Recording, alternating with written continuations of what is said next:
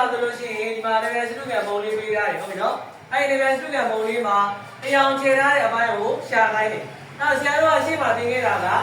အနပြန်စတုကံအိန္ဒိယရှာတဲ့ပုံစံကြီးတွေပြင်လာတယ်ဒါပေမဲ့ဒီမှာတော့ဆရာတို့ကအယောင်ချေထားတဲ့အပိုင်းလေးတွေကဒီအပိုင်းလေးရဲ့ဒီအပိုင်းလေးရဲ့အဲ့ဒီအပိုင်းလေးတစ်ပိုင်းကဆရာတို့သင်ခဲ့တဲ့အနပြန်စတုကံအိန္ဒိယရှာတဲ့ပုံစံကြီးနဲ့သုံးလို့ရမရဘူးနော်ဒါလို့ဆရာတို့ကဘာနဲ့လုပ်မလဲကဲစဉ်းစားကြည့်ပါဦးပြောကြည့်ပါဦးဘယ်နည်းနဲ့တွေ့မလဲဆရာတို့ကဒီအောင်တော့ဘယ်နည်းနဲ့တွေ့ကြည့်မလဲဟုတ်တယ်ပုံတစ်ခုလုံးရဲ့ area တွေကနေပြီးဘယ်အောင်လုပ်မလဲငါလေးတွေညံကောင်းလိုက်တာအရင်ပုံတစ်ခုလုံးရဲ့ area တွေကနေပြီးတော့အဲ့ဒီအဖြူရောင်လေးကိုမလုပ်ပါနဲ့ဟုတ်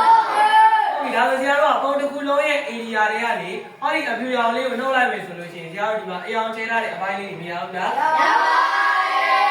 အယောင်ချဲထားတဲ့အပိုင်းလေးတွေကိုတိုက်ရိုက်ရှာလို့မရတဲ့အတွက်ဆရာတို့ကတွဲဝိုက်ပြီးရှာတယ်ပုံတစ်ခုလုံးရဲ့ area တွေကနေပြီးတော့ဟောဒီအဖြူသားလေးရဲ့ area ကိုနှုတ်တယ်အဲ့ဆရာတို့ကပုံတစ်ခုလုံးရဲ့ area ကိုဆရာဘယ်လိုပေးထားလဲဆိုတော့အနပြန်စတုငယ်အရှိရဲ့ area လို့ခေါ်မယ်ပြီးတော့ဟောဒီအဖြူသားလေးရဲ့ area ကိုကြတော့အနပြန်စတုငယ်အသေးရဲ့ area လို့ခေါ်မယ်ကဲတော့ဆရာတို့ကအနပြန်စတုငယ်အရှိရဲ့ area ကိုရှာမယ်ဆိုရင်ကဲပုံသင်နည်းလေးကဘာလဲပြောပါဦး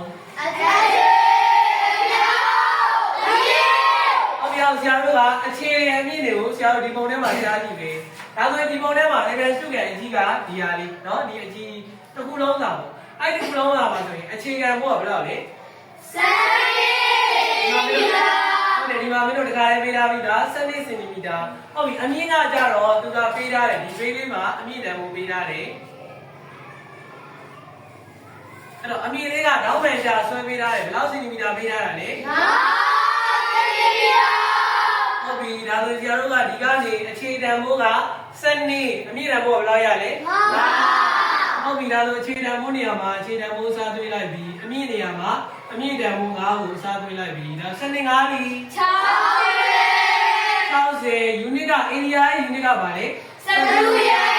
ဒီမှာစင်တီမီတာနဲ့ပေးထားတော့12ရစင်တီမီတာ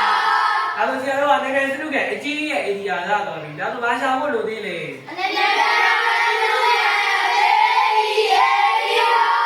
လည်းစုရဲ့အသေးရဲ့ area ဆိုတော့ဟိုအဖြူသားလေးကဲဒီပုံလေးပေါ့နော်ဒီမှာဆရာဆွဲပြမယ်ဒီမှာဒီရဲ့လည်းစတုကန်လေးကိုဆရာတို့ရှာကြမှာဟုတ်ပြီအဲ့ဒီလည်းစတုကန်လေးကိုရှာမယ်ဆိုရင်သူ့ရဲ့ပုံသင်ကြီးကဘာလဲအခြေဟုတ်ပြီဒါဆိုအခြေတန်ဖို့ဒီမှာကြည့်မယ်တခါလေးပေးထားပြီးသားအခြေတန်ဖို့ဘယ်လောက်ပေးထားလဲအမြင့်တန်ဖို့ဒီခုနကပုံကြီးအကြီးထဲမှာပဲရှိတဲ့အတွက်အမြင့်တန်ဖို့ကဘယ်လောက်လဲဒါဆိုဆရာတို့ကအခြေ3စင်တီမီတာအမြင့်5စင်တီမီတာကိုဒီမှာစားသွင်းမယ်အခြေတန်ဖို့က3အမြင့်တန်ဖို့က5 3 5လီ10 area ပြည့်တဲ့အတွက် unit ကဘာနဲ့ထွက်မှာလဲ12ရဲ့စင်တီမီတာနဲ့ပြည့်တာဖြစ်တဲ့အတွက်12ရဲ့စင်တီမီတာဒီဆရာတို့ကဒီအယောင်ချေထားတဲ့အပိုင်းလေးတွေကိုလိုချင်တာနော်အယောင်ချေထားတဲ့အပိုင်းလေးတွေကိုလိုချင်တာဆိုရင် area တစ်ခုလုံးလဲရှာပြီးသွားပြီဘယ်လောက်ရတာလဲဒီ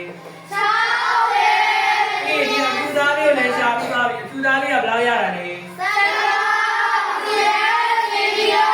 အခုအယောင်ချေထားတဲ့အပိုင်းကိုလိုချင်ရင်ဟောဒီတစ်ခုလုံး60တွေကနေပြီးတော့အဖြူသားလေးဖြစ်တဲ့15ကိုနှုတ်လိုက်လို့ရှိရင်အယောင်ချေထားတဲ့အပိုင်းရမယ်ဒါဆို60တွေက15ကိုနှုတ်ဘယ်လောက်ရမလဲဒီနေ့ကဘာလေးထွက်မှာလဲဒီပုံစံကိုပြန်ပြီးတော့အနည်းချုပ်ရမယ်ဆိုလို့ရှိရင်ဆရာတို့ကဒီအယောင်ချဲထားတဲ့အပိုင်းလေးကိုလိုချင်ရင်ကလေးတို့ရဲ့စာအုပ်ထဲမှာဒါလေးအကျဉ်းရေးထားမယ်ပေါ့နော်